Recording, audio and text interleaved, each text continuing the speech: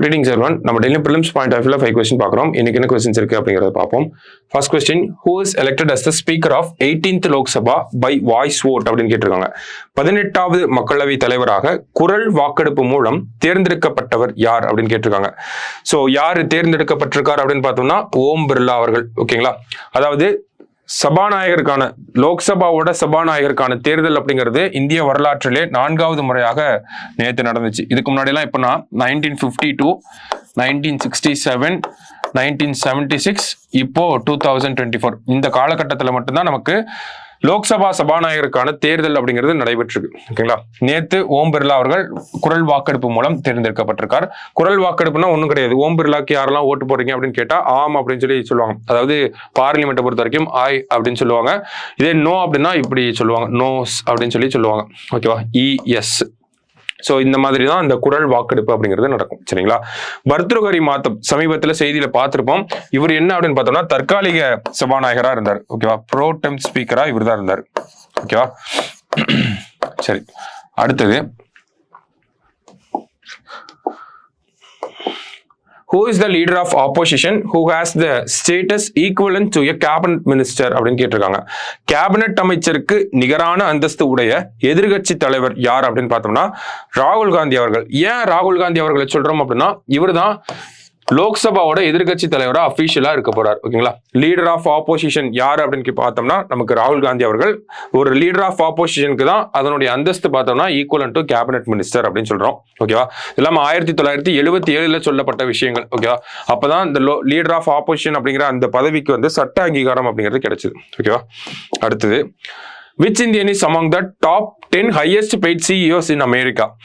அமெரிக்காவில் அதிக ஊதியம் பெறும் முதல் 10 சிஇஓக்களில் இடம்பெற்ற இந்தியர் யார் அப்படின்னு பார்த்தோம்னா நமக்கு நிக்கேஷ் அரோரா அப்படிங்கிற இவர் தான். ஸோ இவர் என்ன கம்பெனி அப்படின்னு பார்த்தோம்னா பாலோ ஆல்டோ அப்படின்னு சொல்லி சொல்றோம். ஓகேங்களா?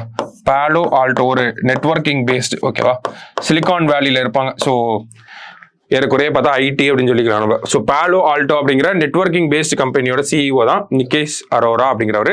ஸோ அவர் தான் இந்த இந்திய வம்சாவளியை சேர்ந்த டாப் 10 சிஇஓவா அமெரிக்காவில் இருக்கார். ஓகேவா? அடுத்தது which public sector unit has got Navratna status recently? எந்த பொதுத்துறை நிறுவனத்திற்கு சமீபத்தில் நவரத்னா அந்தஸ்து கிடைத்தது அப்படின்னு கேட்டிருக்காங்க. ஸோ எந்த பொதுத்துறை நிறுவனம் அப்படின்னு பார்த்தோம்னா மசகோன் டாக் ஷிப் பில்டர்ஸ் அப்படிங்கிற இவங்களுக்கு தான். ஓகேவா? நவரத்னா அந்தஸ்து வாங்கின 18வது பொதுத்துறை நிறுவனமாக இருக்கிறது யாருன்னா இந்த மசகோன் டாக் ஷிப் பில்டர்ஸ். ஒரு பொதுத்துறை நிறுவனம் நவரத்னா அந்தஸ்து வாங்கிட்டாங்க அப்படின்னா அவங்களால 1000 கோடி ரூபாய் அளவு வரைக்கும் அரசாங்கத்தோடைய அனுமதி இல்லாம முதலீடு செய்ய முடியும். சரிங்களா? 1000 கோடி ரூபாய் அளவு வரைக்கும் இல்ல அப்படின்னா 30% அவங்களோட ப்ராஃபிட்ல இருந்து.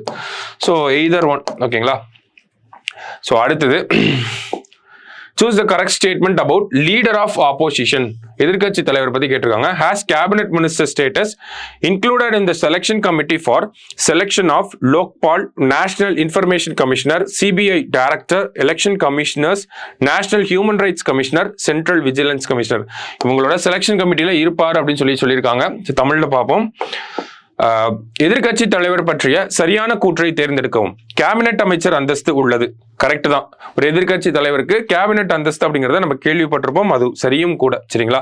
அடுத்தது லோக்பால், தேசிய தகவல் ஆணையர், சிபிஐ இயக்குனர், தேர்தல் ஆணையர்கள், தேசிய மனித உரிமைகள் ஆணையர், மத்திய விஜிலன்ஸ் ஆணையர் ஆகியோரை தேர்ந்தெடுப்பதற்கான தேர்வு குழுவில் இடம்பெற்றுள்ளார். இவங்களை எல்லாம் தேர்ந்தெடுக்கணும். இந்த தலைவர்கள் எல்லாம் இந்த கமிட்டி இந்த பாடிஸோட சேர்பர்சனை தேர்ந்தெடுக்கணும் அப்படின்னா அதுக்கு ஒரு செலெக்ஷன் கமிட்டி போடுவாங்க. Prime minister, leader of opposition, அடுத்து பார்த்தோம்னா ஒரு சில இதுல வந்து ஹோம் மினிஸ்டர் இருப்பாங்க, ஒரு சில இதுல கேபினெட் மினிஸ்டர் வந்து இருப்பாங்க. ஸோ அந்த மாதிரி நிறைய பேர் இருப்பாங்க.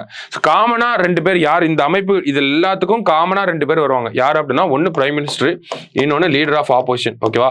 ஸோ அதுதான் கேட்டிருக்காங்க. லீடர் ஆஃப் ஆப்போசிஷன் இதுல எல்லாம் இருப்பாரா அப்படின்னு சொல்லி எல்லாத்துலயும் இருப்பார். சரிங்களா? அப்ப 2மே சரி, 2ம் சரி அப்படிங்கிறதா சரியான விடை. சரிங்களா? இன்னைக்கு prelims point of view ஒரு 5 கொஸ்டின் பார்த்திருக்கோம். நாளைக்கு 5 கொஸ்டின்ல மீட் பண்ணலாம். தேங்க்யூ.